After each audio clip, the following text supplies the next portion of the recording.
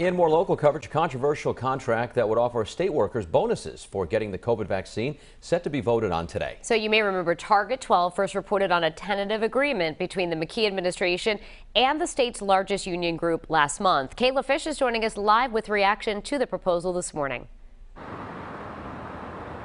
Hey, good morning, Danielle and Patrick. Now, these $3,000 bonus payments for vaccinated workers are part of a tentative 4-year contract agreement between the McKee administration and Council 94. And while the governor has defended the proposal, some lawmakers say it sets the wrong precedent. Now, this tentative agreement, again, between the McKee administration and Council 94 was reached in November with a final vote on it expected today. Members would be given the money in 2 payments. The first $1,500 following the vote, and the second next July. Now, the final price tag remains unclear, but if every state worker, union or non-union, got the shot and became eligible, it would cost more than $41 million. The Deputy House Speaker is already drafting a bill that would prohibit negotiating contracts that include COVID vaccine incentives. She called it a misuse of taxpayer dollars.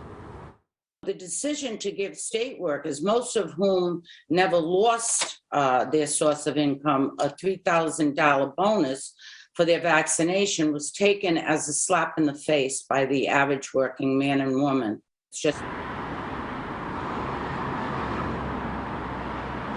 Now, Governor Dan McKee had commented publicly on the proposal for the first time this week. He said if the bonuses go through, they would be paid for with federal money. We'll hear more reaction from him and his defense of the proposal coming up in the next half hour. For now, live in North Providence, I'm Kayla Fish, 12 News. Looking ahead now to later today, the state's largest employees union slated to take a vote on a contract that's been causing some controversy. Yeah, as Target 12 first reported last month, it includes $3,000 payments to workers who get that COVID vaccine. Kayla Fish live in North Providence this morning with a closer look at what to expect.